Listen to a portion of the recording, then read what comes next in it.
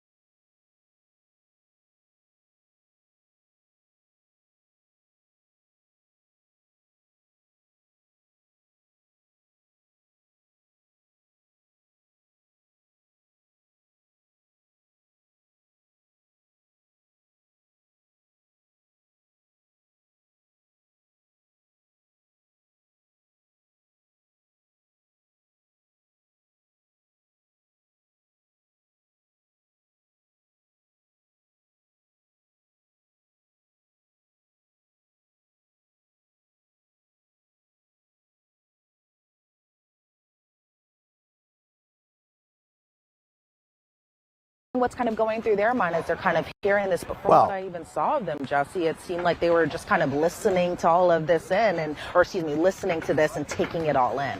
Well, I wonder if an argument could be made that will be probably made by the prosecution. He did this purposely because he had consciousness of guilt. He knew the Cassie lawsuit. He knew other people could come forward and say something. And he was basically trying to have her on tape, maybe acting like he didn't know this was being recorded, but having her on tape, taking notes. Everything was consensual. This was just freaky, right? We're all good. You know, I'm here for you. You know, again, that could backfire and be quite problematic in the eyes of the jury. Him recognizing that he needs to get everybody else on the same page to say that nothing bad happened, and that, you know, because he realizes that this could be quite problematic. And it seems to me, because we found out that she was basically with him until weeks before his arrest, she was there for another important event. Didn't she testify that she was there when CNN published the hotel surveillance footage of him purportedly beating up Cassie Ventura, and was also there for his planned response, and was also there, I think it came out today, his Instagram apology that he released 2 days after the tape was published by CNN. She was a part of all that, right? She was there for all that. Yeah, honestly, Jesse, in my notes, when they finally played the apology video that I've been thinking that they were going to play possibly even on day one of trial, I wrote finally, literally finally with 4 exclamation points. I'm like, when are they going to show the jury this apology video? But yes, around this time, it was May of 2024, CNN released the video of the Intercontinental Hotel incident. And Jane was explaining that around this time that she was over at Diddy's home in Miami at 2-Star Island, and that they were just sleeping. Then one of his sons knocked on the door and said something is happening. And so then Diddy leaves kind of the bedroom area where they were laying down. And then Jane ended up taking kind of her phone out to see what was going on. And she said, well, all I saw was Sean assaulting Cassie in a hotel. And then Jane was explaining that she had watched the video that CNN released, and that what ended up happening is Diddy invited Jane into a huddle where they could kind of, from what she was describing it, as it's kind of like a PR thing. It felt like that they were trying to find a way to kind of get out there in front of this, come up with some type of response, and that response ended up being a social media video. But to me, I thought it was interesting just the amount of planning and the drafts that this particular video went through before it was published on Instagram, and then obviously it's no longer there. But Jane was explaining that they were trying to come up with this very sincere apology post. They didn't play the video at this point, but then Jane was explaining that the next day Diddy showed Jane a draft of what he would say. And the draft, I thought this was pretty interesting, is that Diddy did address Cassie by name. I think when the video was actually released, a lot of us were like, notably, he did not say her name. But there's a reason for that, and I'll get to that in just a second. But Diddy was telling Jane about the Cassie video, and really kind of going in depth about it in June/July of 2024, and was explaining to Jane that Diddy said that this was the only time that Cassie and Diddy had a physical violent altercation like that, and that Diddy had told Jane that Cassie was actually the hitter in this situation. Obviously, with Cassie's testimony, we know that not to be true, but Jane said that she gave Diddy final feedback on the apology video, and then she went back to LA, and then she saw the apology video, and then we hear the apology video, and the jurors finally see it. It's something that we at Law and Crime have seen a number of times, but I think for the most part,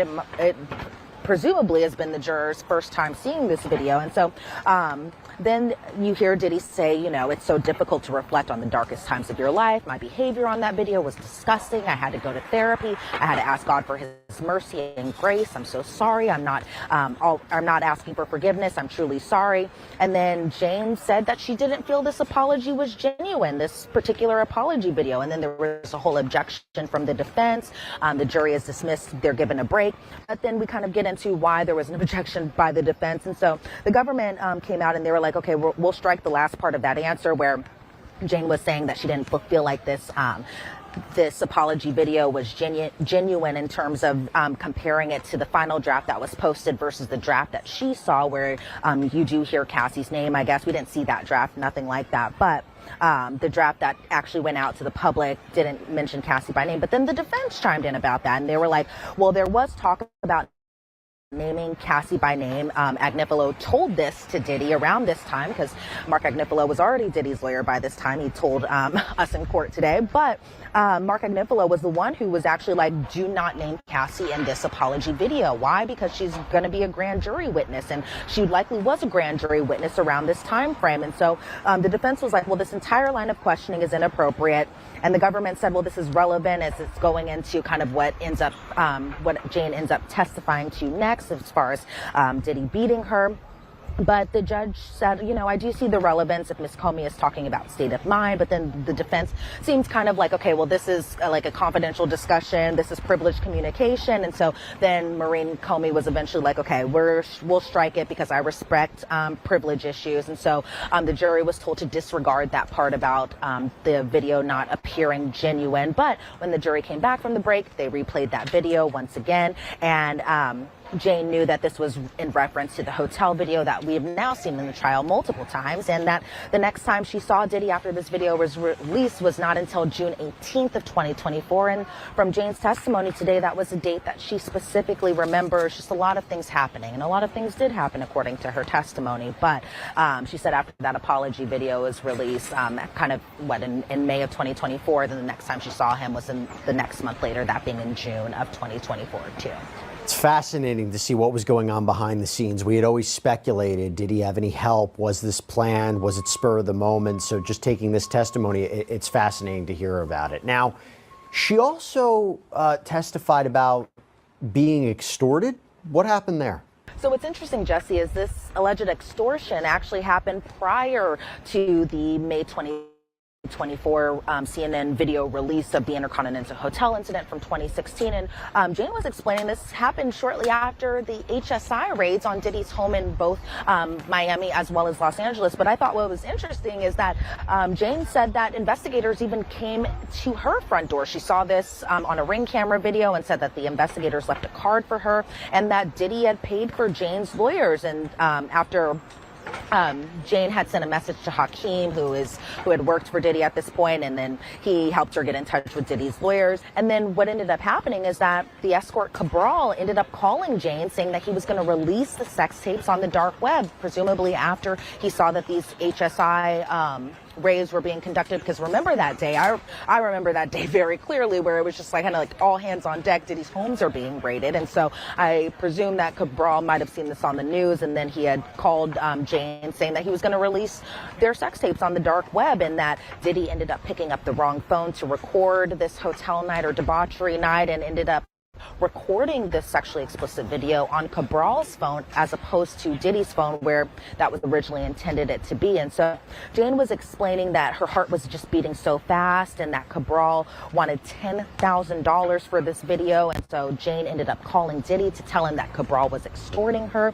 She's getting kind of emotional as she's talking about this, because she said a media company ended up calling her and saying that they bought this particular tape and that they were going to end up releasing it.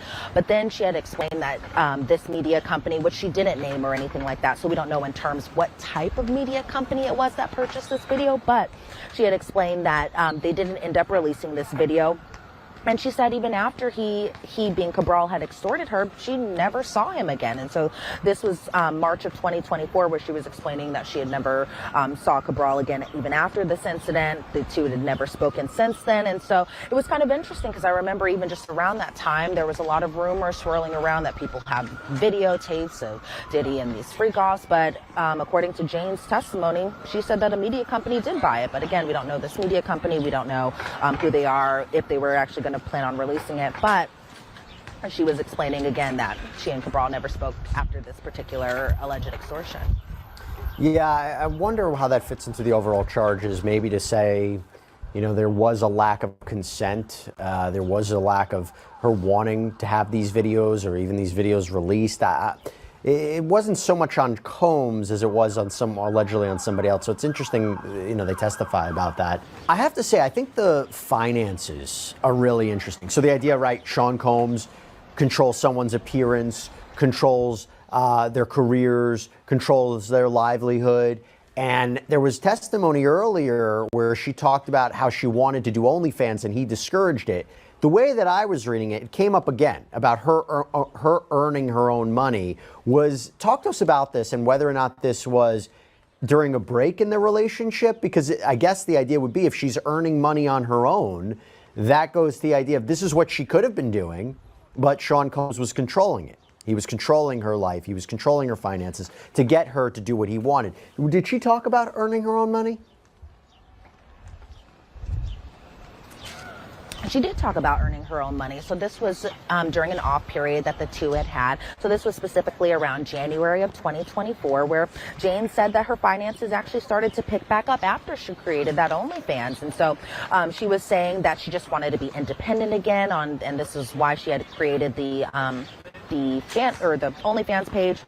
And that Jane said that she also got child support to help with her finances, but that another man too, this man named Bear, sent her money, and that money was $9,000, so just shy of that extra $1,000 to pay for her rent. But the kind of exchange for it is that Jane would pose for Bear's brand, and that she never actually saw this man in person, but that they only communicated through text. And so it seemed like, as far as Jane was concerned, that her finances were picking up. So Jane was explaining by the time that she and Diddy got back together, which was shortly after her birthday of 2024, that Diddy came to LA, she went to Miami, that things started to seem like they were getting back on track. But then Diddy went through Jane's phone and saw these messages from this man named Bear. And so then we hear about this text exhibit from March 7th, 2024, when the two were already back together at this point, where Diddy said, what's going to happen when I come over? Jane said, well, should I get the house ready for us? And Jane thought that Diddy wanted her to have entertainers over. Diddy told Jane that his mom was coming into town this weekend, and Jane thought that he was just using this as an excuse to see other women. Then Diddy was kind of threatening to cut her off a little bit, where Diddy had asked Jane to sign something so that the two could move on, because he told her that, well, she's making her own money and that they hope to have a clean break. And so Jane was saying that she had testified that she told Diddy that she was paying off her debt, that she was unemployed. She said she was penny pinching. She took on credit card loans. She said that all she asked from Diddy was 3 months, and that she told him, you aren't having your way and you bring up my rent. I'm tired of it. You can't even make these 2 years. And those were the 2 years that the two had promised each other under the love contract, where he would essentially pay her rent for a 2-year period. And so Jane was saying, did you tell Robin to cut me off? She texted me that my lease is up in April of 2024. And then it seemed like, from Diddy's point of view, that he was really upset about this Bear interaction, but other interactions too that Jane had had with other men when she and Diddy were no longer together. But it seemed like, from Jane's perspective, even though she was making money on OnlyFans, even though her finances were slowly picking back up, she seems like she still kind of wasn't pulling strings, even as far as kind of making the rent on her own, where she was still asking for money from Diddy. And I feel like that's something that the defense might actually point to, especially as it's still currently going on even today. Yeah, the timeline of the relationship, the rent, the paying for the lawyer, some of the ways that she vocalized or maybe didn't vocalize her reluctance to this, it's all avenues for the defense to exploit, to say that this is not a clean-cut case of sex trafficking, right? And I wonder if things changed when she started talking about violence. So she had already testified that there were certain times when she physically didn't want to engage in these behaviors, these acts, and she still did them. Was it to make him happy? Did she feel the pressure? But talk to me about the violence, because this was something, the alleged violence, this was something that was previewed by the prosecution in the opening statements. What did she say today about violent encounters she had with Sean Combs, or allegedly had with Sean Combs? Sippers, thanks for staying up with me. You're going to be on a late night sip. I got my teacup filled up. I got lemons and oranges in a Georgia sweet peach tea that I brewed over the weekend. I hope you guys are ready for a night filled of catching up on all of the Diddy trial shit. So now we're going to get into more understanding. We've heard, TMZ report and now Sidebar telling us, the tea about how this Jane Doe alleges that yes, there was violence. Okay, because in the testifying that we heard on the viral visions, we didn't hear any of the violence, but now we are. So get your teacups up. I'm gonna fill them up with some tea on Diddy violently assaulting with the Jane Doe. Here we go. Well, she brought up this date specifically, and that date being June 18th of 2024, a date, according to Jane, that she'll always remember. And so Jane was saying that she saw Diddy at her apartment, the very apartment where he still pays her rent, and that Diddy was coming back from a family trip from Utah. And then we hear about this exhibit, and an exhibit was shown to the jury and the witness. That was of Jonathan, that was Diddy's assistant. And Jane said that Jonathan helped her stock up the fridge, put candles up, put red lights up, because red lights was something that Diddy particularly liked. And so then the jury is shown an exhibit photo of Jane, of herself that night. It's kind of a mirror selfie. I was able to get kind of like a little glimpse of it. But Jane said that she and Diddy were having together time that night. She wasn't expecting to have an entertainer that night, that the two were just going to spend a normal night together. And so then the jury sees exhibit photos of Diddy over at her house. They see exhibits of the photos of the red lights in her house, and Jane is explaining that Sean really liked red lights. And then the jurors also seeing a video of Sean Combs. And weirdly enough, the song Lovely Day was playing in the background. And given what she explained next, it was kind of ominous kind of hearing that particular song. But Jane was explaining after the video that she and Diddy got into an argument, that she and Diddy were not on drugs necessarily during this portion, that the two just had champagne and they had tequila together, and that Jane ended up confronting Diddy on who he was with while he was on this family trip to Utah. And Jane was calling him a pedophile, even though the prosecution had to really kind of point out that Diddy wasn't with someone who was underage, that this girl was just 25 years younger than Diddy, according to Jane, and that this was an adult woman. They had to kind of verify that for the jury. But Jane was saying, well, this girl can't even buy her own drinks, when Diddy and this other woman first started talking. And Jane explained that she pushed Diddy's head onto a counter when he was bending over as he looked like he was about to tie his shoes. And she said, well, I just, as far as how hard she pushed his head down, she said, well, I gave it a good shot. And so then Jane is saying that she threw candles and glass everywhere and telling Diddy, I hate you, I hate you, I hate you. And that wax got onto Diddy, and while she was throwing those candles at him, and that Diddy got angry. He was calling her crazy. And then Jane said she tried to leave the kitchen to go to the primary bedroom, or the master bedroom as she calls it, and that she was telling Diddy just to leave. Jane ended up locking the bedroom door. He kicked that open. She locked herself primary bathroom. He kicked that open off the hinges. Jane said she went into her walk-in closet. He kicked that door down too. So Jane went into the hallway, about to leave out of the front door. But while she was in that closet, Jesse, she explained that she changed clothes. But I think an interesting point where she said she changed clothes was she said that she put on like a kind of a baggy dress and some heels on. And she said that while she was back in the hallway trying to leave out of the front door, that Diddy ended up kicking her and then put her in a chokehold. And she said, I couldn't breathe. I was on my tippy toes. And that she ended up kind of squirming her way out of his grip. And she said, I just wanted to run and get away from him. And so she ended up hiding behind this wall 6 blocks away from her house, barefoot. Because remember, as I said, she was in heels for a little bit, and she said that she was just barefoot in a dress, and she said, I just needed myself. I needed to get away. So she didn't even have a phone on her when she had left. She didn't have her ID on her. She had nothing on her but her person, according to her testimony. And she said she hid for about 2 hours, or what felt like 2 hours to her.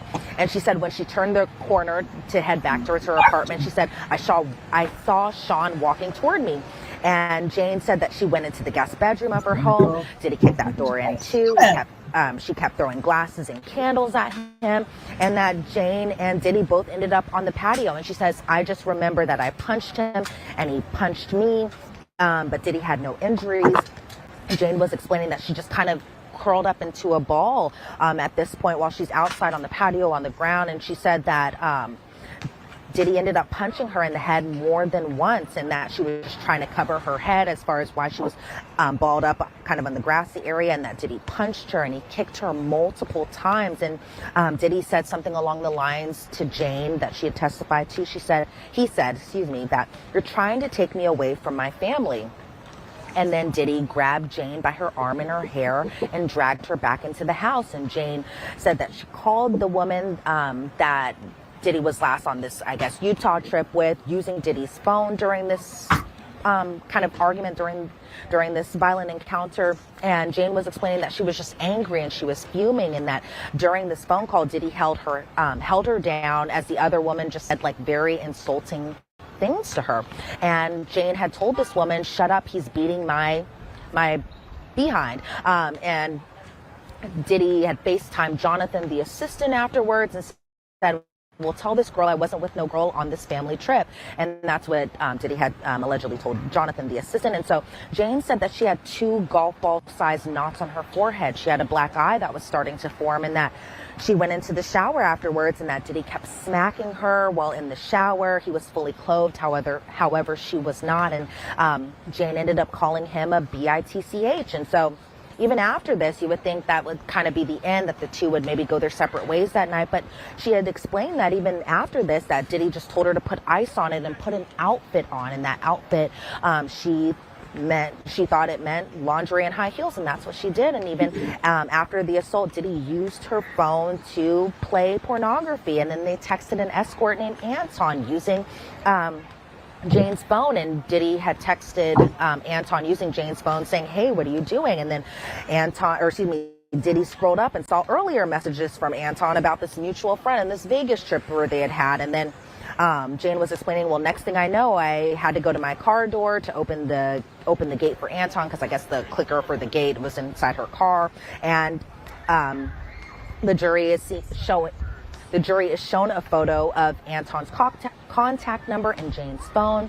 Jane says that Diddy told her, "We aren't going to end the night like this." And so she ended up covering her bruises and the knots on her forehead, the knots with her hair and the bruises with makeup. And it's interesting because that's kind of similar to what Cassie had testified to, as far as just what she had did to cover up the injuries that she sustained too during her relationship with Diddy. But then Anton ends up arriving to Jane's apartment. Then Jane and Diddy went to another room. Diddy confronted Jane about these messages between herself and Anton, as far as this mutual friend, which was an unnamed rapper, and that Diddy accused Jane of cheating on him and all this other stuff. But ultimately what ended up happening is that she just took an ecstasy pill, and she ended up performing oral sex on the entertainer named Anton. And she said it felt like forever, that she felt like she wasn't in her own body when she was doing this, and she felt disgusted and terrible, and that Jane didn't even tell Anton about the earlier violence, but he ended up leaving. And then she and Diddy kind of continued. He was accusing her of cheating, all this stuff. And that what ended up happening was that Jane was given money to pay for Anton, but also money to fix her doors, and that $3,000 or $4,000 went to Anton in an Uber, which is something that I guess you can do. You can send packages of money in an Uber to an entertainer, and that's what she ended up doing. And then she kept kind of the remainder of that, and it was supposed to go to fixing the doors on her apartment after they broke, but what ended up happening is she used it for other funds too. And so that was really just kind of the big gist of what had happened on June 18th of just last year. This happened very recently, if you put it into context, just a year ago. And there were photos of these broken doors that were shown to the jury?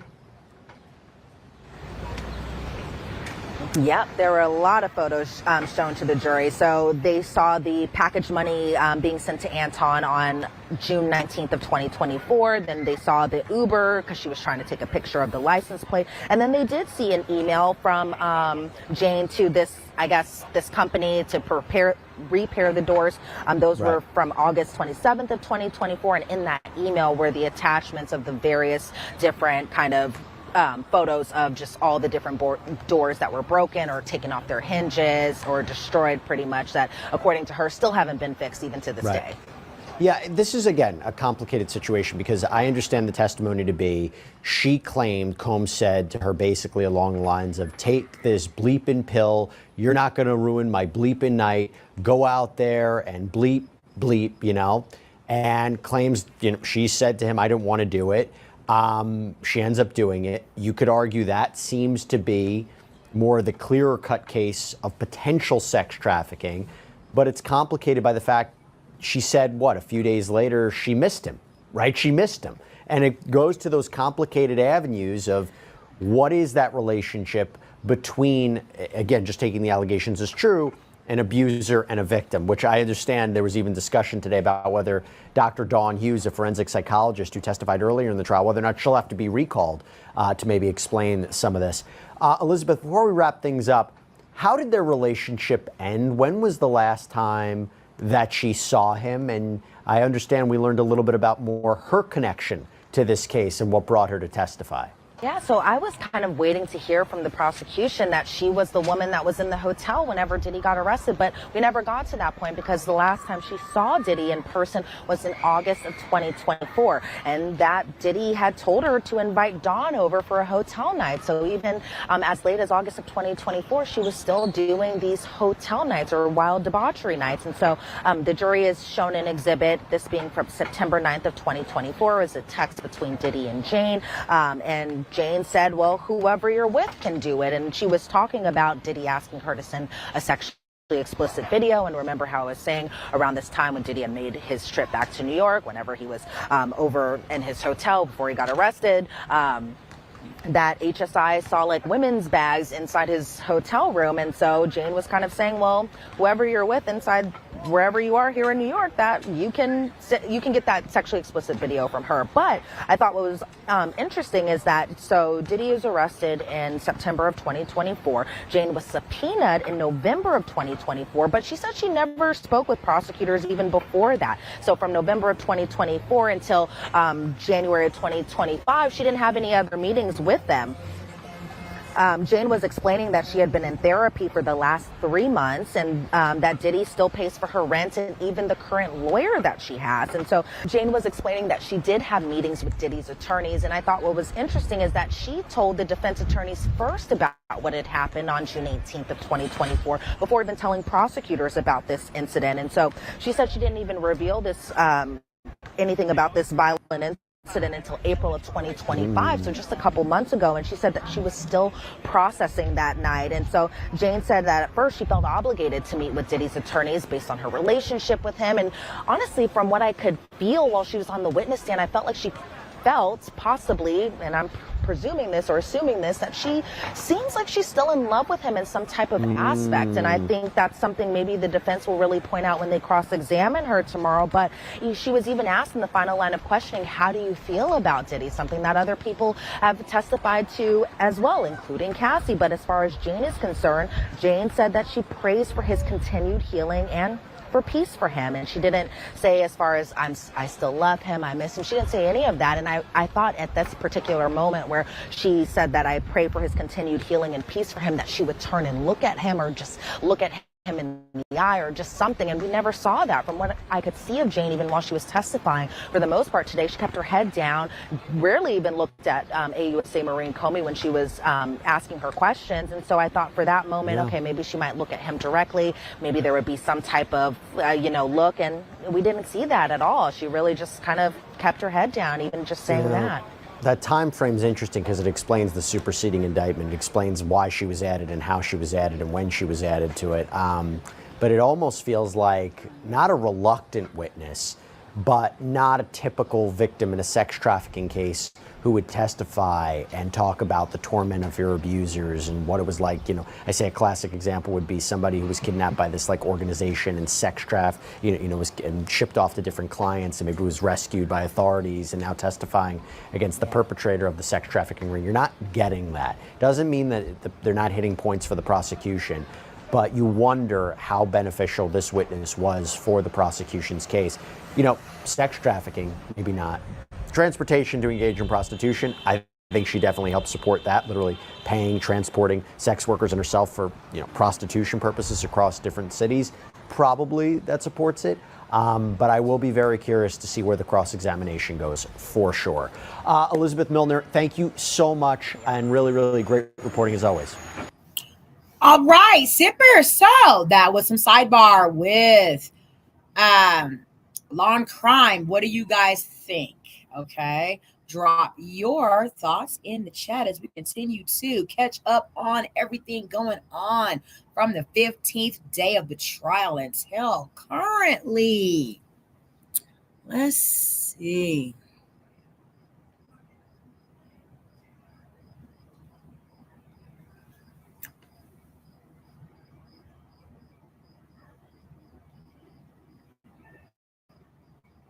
Hey, I really don't know what's going on with you, but I just want to just give you a heads up that I'm about to really disappear on you. You feel me? Diddy accuser Jane has taken the stand.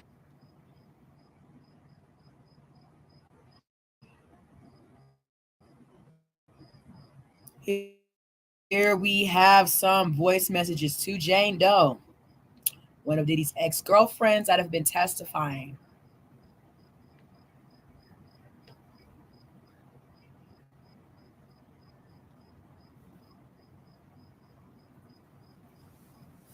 As soon as my computer catches up to our stream. So, like, yeah, Jane Doe, I mean, she really did say a lot to give us insight to however, you know, her relationship carried on with Diddy. I see them, you know, throwing mud, trying to make something stick that could actually tie into the RICO. A lot of us are not seeing it quite yet of how they can actually convict Diddy in a RICO.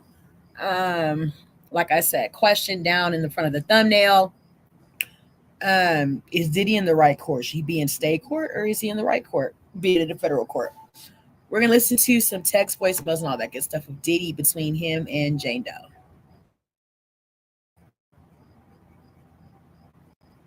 Whenever my computer catches up to the stream. Thank you guys so much for sipping tea with Tanisha late night. Maybe hurting it. Let's break down some of the top moments for you right now. Welcome to Sidebar, presented by Law and Crime. I'm Jesse Weber. Hey everybody, this is another Law and Crime legal alert. If you received Depo-Provera birth control shots and were later diagnosed with a brain or spinal tumor called meningioma, you may be eligible for arguably the second most important witness so far in Sean Combs' criminal trial. It seems prosecutors hope that her testimony will support transportation to engage in prostitution, sex trafficking, and the racketeering charges. But here are the questions. What were the strengths of her testimony? What's going to help the prosecution? But also, what were the weaknesses? In other words, what can the defense use to their advantage? I want to talk about it. And to be clear, she's still testifying, okay? So this is a breakdown of what we've heard so far. Everything could change as she continues her testimony. But for this, let me bring on criminal law attorney, former prosecutor Melba Pearson to talk more about this. Melba, so good to see you. Thank you so much for taking the time. Great to be with you again, Jesse. Generally speaking, before we get into the specifics, how do you think Jane is coming off so far? So let's be very clear. I believe survivors, all of that. And she did have some very, very heartbreaking aspects to her story. She kind of gives a mixed bag. Mm-hmm. So in some ways, she substantiates and bolsters the credibility of some of the other witnesses that have testified. She's definitely kind of reinforced the dark aspects of being in Diddy's world and all of the awful things that he does to people, and is clearly not a one-off, right? Because of the fact that she talked about so many different horrible things that she had to endure. But on the flip side, I think there's some questions about her credibility, not in terms of did this happen, but how much of this was coercion and how much of this was her choosing to stay for a better lifestyle. And again, I mean, these types of cases are very complicated. And, you know, when you think about domestic violence, a lot of people don't think about, you know, emotional abuse. They don't think about financial abuse and things like that. But again, you know, there's some of her testimony did smack me wrong. So I don't. Yeah, it's going to be a mixed bag. Let me tell you this. What you just outlined is kind of what I have been wondering myself, and wondering if the prosecution needed her for this case. But let me explain where I think she actually has done well for the prosecution. I'm going to get to sex trafficking in a little, but I got to say, I think she is really helping to prove transportation to engage in prostitution, that charge. And she makes up one of the specific charges. I think it's count 5 in the indictment. By the way, this carries up to 10 years in prison, so it's a serious federal charge. But it is literally the accusation that Combs allegedly transported sex workers and Jane in interstate and foreign commerce on multiple occasions with the intent that they engage in prostitution. I don't believe there is a force, fraud, or coercion element that's necessary. It's basically transporting people for sex work, okay? Here's a little bit of a back and forth from the transcript from last week. Question: about how many of those times that you saw Sean in person between May of 2021 and October of 2023 did you end up having a hotel night? Which, in other words, is kind of like these debauchery nights. They're similar to the freak-off nights, okay. Answer: every single time I saw Sean.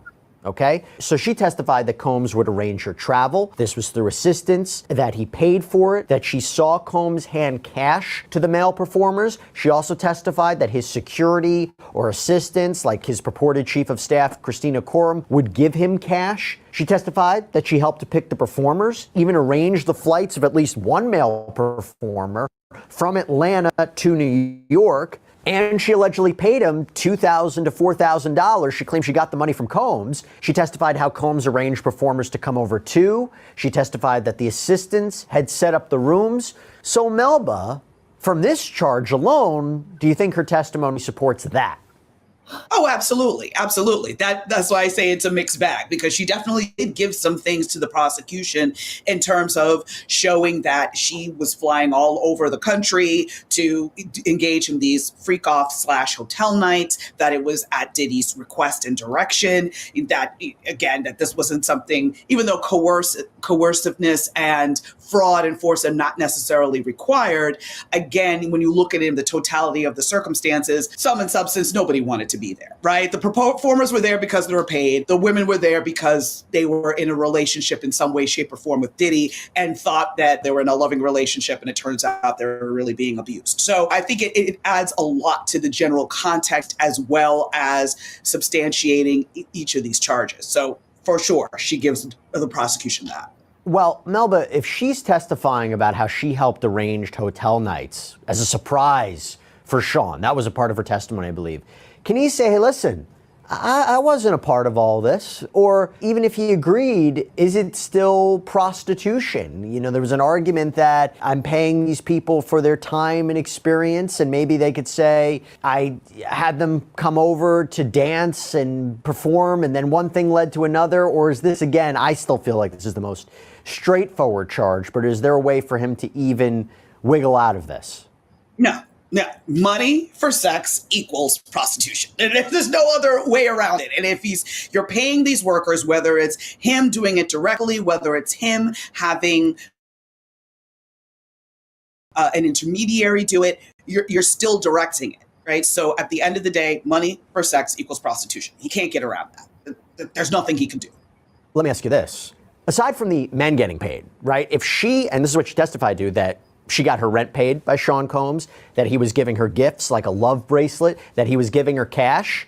Is she the commercial aspect? Is she getting paid and flown around for sex work? Realistically, yes. But the flip side of it is that I don't think she went into it with that arrangement in mind. So in her mind, she thought she was in a relationship. In his mind, I mean, who can really tell if it was a relationship or he was using her as a sex worker or a hybrid thereof? But it's not that straightforward that, okay, we're having a commercial transaction, you and I, you give me money, I give you XYZ in return. It didn't seem to be that kind of relationship. She talked about, I was in love with him and we had all these beautiful nights together, and I got upset when he was flying some other woman around on a private jet and wouldn't take me to the Turks and Caicos, that sort of thing. So to me, that takes away the commercial sex work aspect as in terms of intentionality. She did not intend to be a sex worker. That's not what she came to the table to do. She thought she was getting a boyfriend. Okay, now let me move on to the most controversial charge, sex trafficking. Force, fraud, coercion. Force, fraud, coercion to induce Jane into performing commercial sex acts. That's the allegation. This is the mixed bag, even more so that I think you're talking about. So the travel component. could arguably be established if this all happened in all different places. But it's really about the non-consensual aspect. She testified how Combs was dismissive of her request that the men wear condoms and how he even became upset, that she was afraid of speaking up because he would become agitated. She testified that on at least one occasion when she was exhausted because of these allegedly prolonged sex sessions, hours upon hours, Combs allegedly said to her, "You're not getting tired on me, are you?" And something along the lines of, "Let's finish strong," or "Let's end on a high note." She claimed that after she threw up in one session, he allegedly said to her, "That's good. You'll feel better now that you've thrown up, so let's go." And then she was allegedly directed to have sex with a third man that time. That he allegedly got disgusted at her for crying. That when she tried to speed things up with the other men, in an effort to, what she says, basically get it over with, he would tell her to slow things down. She testified that she told Combs that she didn't want to engage in this in certain ways, including through text messages. She apparently wrote to him how the debauchery or hotel nights were, quote, "the only reason you have me around and pay for the house," and that she was doing things that make me disgusted with myself. "I don't want to keep feeling like that." And she encouraged him that they should talk like adults and figure out where we're going from here. "I don't want to feel obligated to perform these nights for you." Combs apparently replied at one point, "Girl, stop." There were more sexually explicit messages where she complained how she's only being used to perform certain sex acts on other men. She also claims Combs gave her drugs like ecstasy to keep her awake for these sex sessions, although I think there is a question whether it was voluntarily taken or not. And you wonder if the acts themselves, right, sex acts with other men, one even apparently lasting 3.5 days, the jury could be saying, how on earth could all of this really be consensual? Melba, I'll get to the weaknesses or the potential weaknesses in her testimony. That alone, and if there's anything I miss, please add, but that alone, is that force, fraud, coercion? The argument can be made that it is, on top of the fact that he is paying her bills, and made it very clear, I believe in one part of the testimony, he allegedly said something along the lines of, "I'm on my job," meaning with the inference being, I'm paying for your bills, or, for your rent. You're talking about a voice note that came out. Yes, the voice note where he had said, "I'm on my job, you need to get on yours." The implication being, I pay your bills, therefore you need to do what you need to do to make me happy, which includes these freak-offs. So it's one of those things where she kept talking about how she was a single mom. She didn't know where she and her son were going to be able to go. And, from that perspective, she felt coerced because she was either going to be out on the street or she had to do these disgusting things. So there is definitely an argument to be made about the coercion aspect. Force is going to be a little bit harder from that standpoint, because I think for Cassie, the force is much stronger because obviously there was physical brutality. We saw the tape over and over again. And so definitely the force argument is stronger with Cassie. I don't think the force is as strong with Jane, but I think the coercion is definitely there. Fraud, I don't think there's much fraud there. I think it's mostly we're hanging our hat on coercion. Remember, we're in the crux of her testimony. If you base it on the opening statement, there is violence to come. That's what I'm imagining we're going to get to. So again, it's a little bit, we're getting into this based on her 2 days of testimony or day and a half of testimony. We'll see where it goes. Here's the problem. There are many things that the defense may jump on. And to be clear, again, at the time of this recording, the defense hasn't even begun their cross-examination. So what were some of the weaker points in her testimony? Okay, a lot of her testimony was about how she did things to make her partner happy. That when she said she couldn't perform because she was on her period, she claims Combs accused her of lying, called her weird, but as far as I remember, I don't hear anything about her being forced to still go through with it. Like being thrown into a room and said, "I don't care, have sex with this guy on your period." She talked about setting up some of these events. She talked about that she chose the workers. Again, she said it was to please Sean Combs, but apparently she had a role in who was selected. She wrote sexually explicit messages to sex workers and Combs. She claims to turn him on. That she was with him up until his arrest with a last hotel night in August of 2024, so just weeks before he was taken into custody. She claimed that he is still paying her rent and that the only thing she really enjoyed about the hotel nights was being with Sean. How she was essentially just putting on a good show for him, disconnecting when performing. Melba, is this enough? Is this enough to show a lack of consent, or does the jury need more? Did it feel like she was just getting upset that she wasn't getting a more alone time with him, or is she testifying as a victim of sex trafficking? I know this is not the classic example of sex trafficking, but what do you think? Are those problems in her testimony?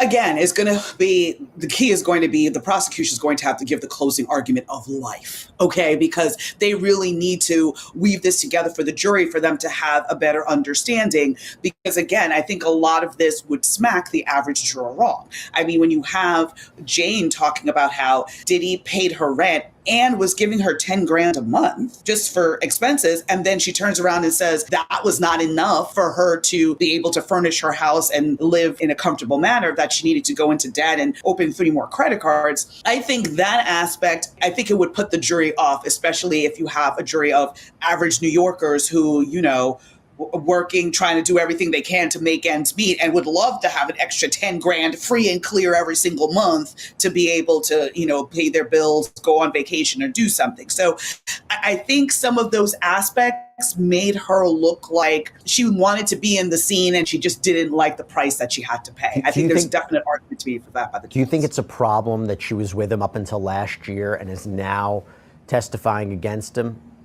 Because again, it's not like the classic sex trafficking case where, oh my gosh, someone was kidnapped, was shipped off for sex trafficking. Authorities rescue her. She testifies again. This is different. Yeah. And again, it's really getting back to Dr. Hughes's testimony in terms of the complicated relationships, in terms of domestic violence relationships. The dynamics are so strange and are foreign to most of us, right? Because you're like, if somebody's forcing me to, or telling me I need to have sex with multiple men while I'm recovering from a yeast infection or a urinary tract infection, most people are thinking, the average person will be like, no, I'm not going to do that. You need to go somewhere else with that foolishness. So I think hearkening back to Dr. Hughes's testimony would be the best play for the prosecution to kind of explain why she even continued to sleep with him all the way or be in these situations all the way up until 2024. Do you think Dr. Hughes will have to be recalled? There was a little bit of discussion this morning about whether that's a possibility. Again, she is a forensic psychologist who talks about the complicated relationship between a victim and an abuser and why they stay in touch and why they might behave in ways that look inconsistent with being abused, but there are different explanations for it. I'll give you an example. I was wondering, do you think Jane vocalized her lack of consent enough for legal purposes as opposed to, I hate to say it like this, but I wonder if this is how the defense is going to characterize it, a disgruntled girlfriend, right? She talked about giving subtle clues at times that she didn't want to do something. And when she did it feel like she was upset she didn't get alone time with him or she's being victimized? I'll give you an example. This is from the transcript. Do you have an estimate of about how many times you told Sean that you did not want to keep having these hotel nights? I don't have an estimate, but I know I definitely wasted in a sense of mostly text messages. Jane, between May 2021 and October 2023, did you try to bring this up with Sean over the phone and in person? Yes. Once or more than once? More than once. And each time, did he react essentially the same way? How did he react? Just upset, defensive, belittling, dismissive?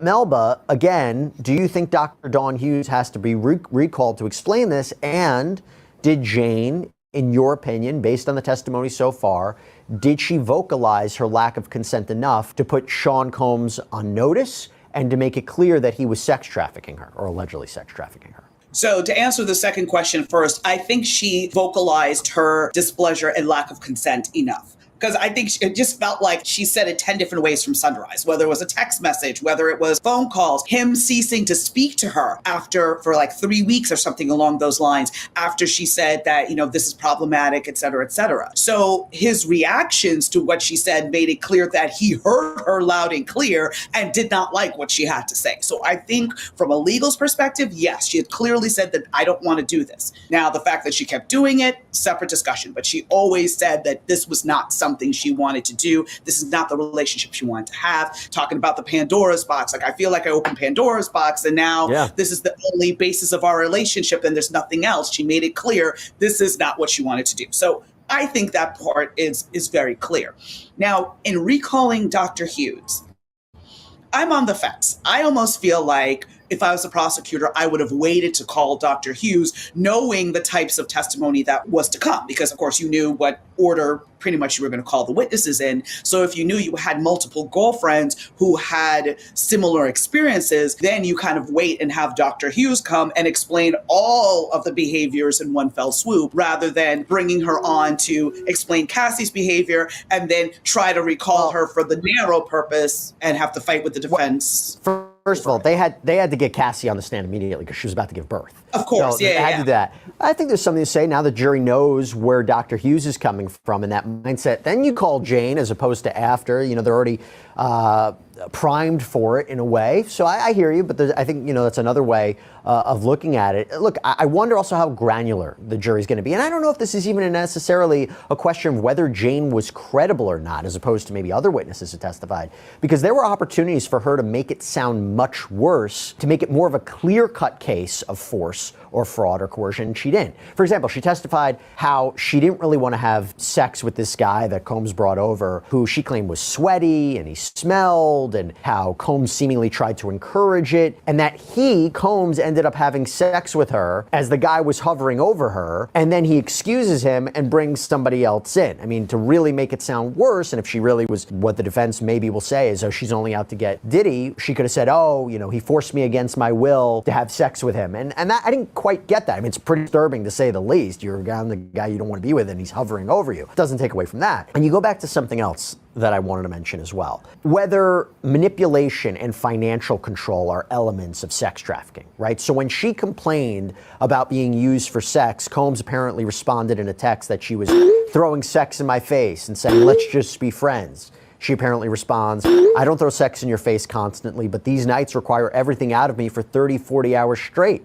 I figure on my birthday, you would switch it up on me. You're making me feel used right now, and now you're breaking up with me? And then about financial control, she claimed that Combs paid her rent, discouraged her from making her own money through OnlyFans. So, you're talking about financial control, alleged manipulation, and then allegedly controlled her appearance, including paying for her to get veneers because he didn't like her teeth, that he wanted her to get piercings, which apparently she did. She claims she actually developed an infection as a result of it. So the financial control, the alleged manipulation, the control of appearance, these are the opening paragraphs of the government's indictment. When they talk about how Combs engaged in a pattern of abusing women and forcing them into sex acts as part of racketeering, do you think that those are compelling aspects of her testimony? Oh, absolutely. Absolutely. Again, like I said, the elements are there. It's just a matter of getting past some of the distasteful aspects, as well as some of the things that might be perturbing and feel counter to human nature, right? But it's all there. It's all textbook in terms of making sure that she had no way to escape, that she didn't have her own money stashed away or anything like that to be able to be like, you know what? No, I'm moving on. He's making sure to control all of that, which is classic domestic violence. And that's also factors into the whole coercion aspect, because again, if you don't have any other options and he's forcing you to do something you would want to do, there we are. So I think those aspects are going to be strong for the prosecution. And, she texted him apparently complaining that she hadn't seen him alone outside of a hotel room or a hotel night. And Combs apparently responded, well, get over it, please. Look at the roof over your head and that pretty smile. I don't want to do anything if that's still an issue. So something to think about there. Okay, let's put sex trafficking to the side. Now I want to talk about racketeering. So for racketeering, it's essentially Combs allegedly operated a criminal enterprise using his business and his staff to commit crimes and cover them up in the systematic abuse of women that went on for years. And the prosecution needs to prove at least two underlying crimes: sex trafficking, forced labor, kidnapping, arson, bribery, possession and distribution of narcotics and controlled substances. Take your pick. Well, Melba, the assistants, the security, allegedly setting up hotel rooms, the travel, carrying cash, his former chief of staff, Christina Coram, helping with Jane's piercing. Has Jane's testimony about this, does it help with that element of racketeering? I think it does. Because the drug use, because remember, she didn't get the drugs herself. It was always Diddy or his team that got her the drugs and all of that. So you've got the drug trafficking. And again, you've got all the aspects of moving around in order to do these hotel nights, which again lends itself to sex trafficking. So I think that she helps. Now, is she the linchpin in the prosecution's case in terms of proving racketeering? No. But she is one building block by, again, showing the depths to which Christina Coram was engaged in all of these acts and in terms of orchestrating and managing and all of that and her level of awareness and how much Diddy's organization was involved in each of these aspects on a day-to-day basis, which again, it's harder to argue that this is not racketeering because you're involving your company in your day-to-day personal life in this matter. It's not just, okay, yeah, I'm getting a flight for you and your girlfriend. It's, I'm getting a flight for sex workers to come to do a freak off. You can't tell me that they don't know what's going on, right? So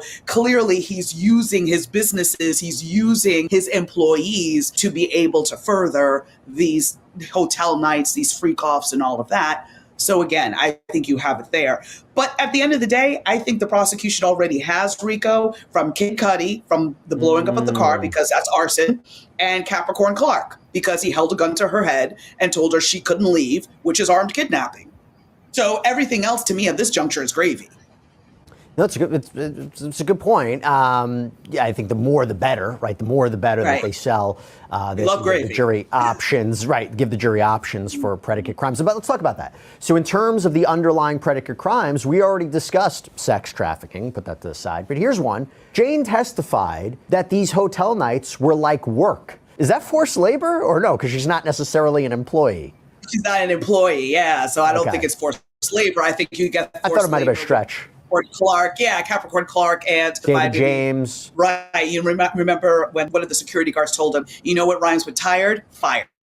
So and Mia. So if you're saying this is his assistant that he allegedly sexually assaulted, I could see that might support forced labor. Okay, let me ask you this. Drug offenses. You need co-conspirators for racketeering conspiracy. So Jane testified how assistants would bring drugs and security would bring drugs. She testified that she carried drugs. She transported drugs for Combs from LA to Miami, that Christina Coram allegedly helped arrange this too.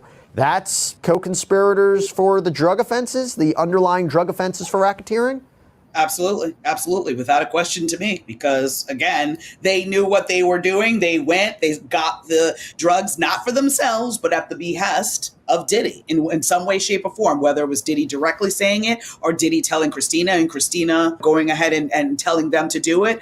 But regardless, it came through the organization from the top. The order is get cocaine or get ecstasy or ketamine or whatever it is, because there's a freak off, there's a hotel night, whatever the case may be. So that's done. Let me wrap this up in conclusion with this, Melba. Let me ask you, in conclusion, after arguably problematic witnesses like Breonna Bogolan, whose story of getting dangled off a 17-story balcony had been really seemingly countered with digital evidence, travel receipts, her own problematic text messages, Mia, too, who claimed that she was sexually assaulted by Combs, but then wrote him these loving messages. And again, there's always another side.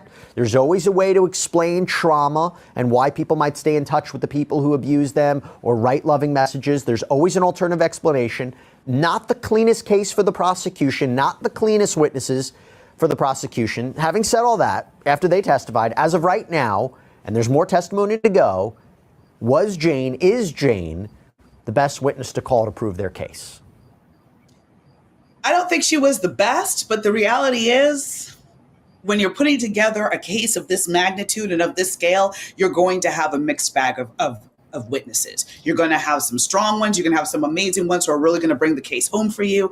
And you're going to have some that might be a little bit of, again, they give you a little bit, but they not exactly the best. But the reality is, very rarely do you have a trial where your witnesses are a nun, a priest, and a rabbi, right? The reality is, it's people, and I've said this in closing arguments a bunch of times, like, great to bring the Pope in, right? But the Pope is generally not going to be a witness to certain types of things. It's going to be the people that are in the mix. And sometimes your best witness is a drug dealer. Sometimes your best witness is, a sex worker, whatever the case may be, just because you don't particularly like them, the way they live their life, or whatever the case may be, does not mean they're not telling the truth, does not mean they're not credible witnesses. So you got to work with the hand you're dealt, and I think the prosecution is doing the best they can with what they have. I will say one thing, though, in terms of the Breonna testimony, because I came away at the end of her testimony like, Yeah, the defense did a really great job on cross, but when they brought that expert in that brought up the text message that was a deleted text message from Cassie basically in real time saying, hey, something horrible happened. I didn't actually see it, but I think he dangled somebody off the balcony. I got to get away.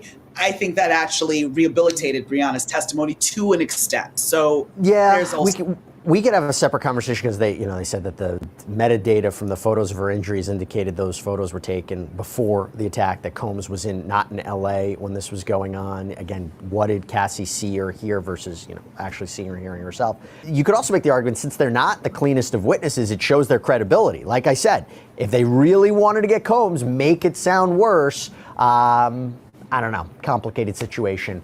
Melba Pearson, great seeing you. Thanks so much. Thanks for having me, Jesse. And that's all we have for you right now here on Sidebar, everybody. Thank you so much for joining us. And as always, please subscribe. Okay, so that was a lot to unpack right there. So that criminal defense attorney, Miss Melba, with Jesse Weber on Sidebar, they think that, some of this stuff can trickle into the RICO, or however have you. Y'all drop down in the chat and tell me what y'all think. What's y'all's tea on Jane Doe? Yes, she did, sprinkle in money. Did he exchanging money? Did he give him money? Did he, saying, come on, let's get back up on your grind. You wasted too much time. You know what we doing, these freak offs. Okay. So let's keep it going. We are doing everything Diddy day 15 to current. And let's see who's talking more tea. Keeping us up to date on the Diddy trial. Good evening, I'm Mike Marza. As we take a look back at another day and another week of testimony that just began in the trial of Sean Diddy Combs. A witness going by the name Jane back on the witness stand today, and now we are in the 5th week of this trial. We know today Jane told jurors that Combs pushed her into sex with other men, acts that she says has actually threatened her health.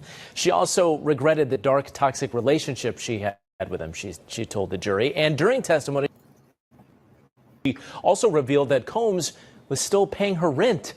A lot to unpack today. Darla Miles was inside court and has this recap. And in just a moment, we're going to hear from ABC News legal contributor Bernarda Villalona to dig a little bit deeper into everything that unfolded. But first up, Darla with the recap. Week 5 of testimony getting underway Monday morning in the federal sex trafficking and racketeering trial of Sean Diddy Combs, despite a motion filed over the weekend to get the case thrown out. Defense attorneys sending this 6-page letter renewing its motion for a mistrial based on prosecutorial misconduct regarding the testimony of Cassie Ventura that it knew or should have known was materially false. At issue, the testimony of Brianna Bongolan last week, telling the court that Combs dangled her over the 17-story balcony at Ventura's Los Angeles apartment. Back in May, Ventura testifying that she actually witnessed the incident, saying, "There was an incident where I was asleep in my room, and when I came out, Sean was holding her and threw her onto the patio furniture." Prosecutors asking, "And what did you see Sean do to Bana?" "What did I see? Yes, what did you see?" Ventura saying, "I saw him bring her back over the railing of the balcony, then throw her onto the patio furniture." But under cross-examination last week, text messages revealing that Ventura had been told about the incident and never saw anything. The court expected to take up the matter Tuesday after prosecutors have had a chance to file their response. All right. While ABC is paying some bills, I want to thank all of the chatters, sippers, for being here with me. We're going to do an up late night on Diddy recap. Day 15 to current, okay? Day 15 to current.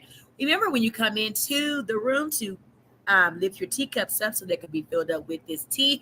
As you do that, remember to like and subscribe. Thank you guys for sipping some tea with Tanisha Talks Teas. We're all Diddy tonight. Everything Diddy. Do whatever you want to do. Today, jurors hearing more voice notes like this one introduced last week between Combs and an ex-girlfriend testifying under the name Jane after Ventura filed that explosive November 2023 lawsuit. Jane reading text messages she sent to Combs. One saying, "I'm just so triggered by this. Please stop drugging and using women for your fetish nights. Leave women alone who don't want to do those nights with you. Hire prostitutes. In one call, Combs is overheard saying, "Baby, I'm sorry you feel this way. You know I can't really talk on these phones. It's just some kinky expletive that I thought we both enjoyed." Jane telling the court, "He was trying to warp my reality again, and I was just trying to stay strong. Every time I tried to speak my truth, Sean would just say it wasn't this, it wasn't that. And that I was just so overwhelmed with the evil of everything. It was just this time that was very, very evil and dark." Now, Jane's testimony again has concluded for today. She will go under cross-examination tomorrow morning. She did testify that after Cassie Ventura's lawsuit, that in June 2024, she exploded on Sean Combs. She attacked him, that she slammed his head into a desk, a table, but it did not end their relationship. She says he still pays her rent, and he is currently paying for her attorney, but they have not had any real contact since his arrest. Our thanks to Darla Miles, joined now by ABC News legal contributor Bernarda Villalona. I mean, that right there is wild to hear when you think about all the testimony that she's already given, talking about Jane, that Sean Combs is still paying her rent and paying her attorney fees. Yes. What do you make of that? There were some tremendous bombshell moments today. I think today was a better day for the prosecution than Friday and then Thursday, because there were some surprises that we weren't ready for, that we didn't hear during opening statements. So the jury's hearing for the first time, wait, he's paying your rent, but aside from that, still paying your rent. But aside from that, paying your attorney's fees, and not attorney's fees for her to file a civil lawsuit against Sean Diddy Combs. Instead, the attorney's fees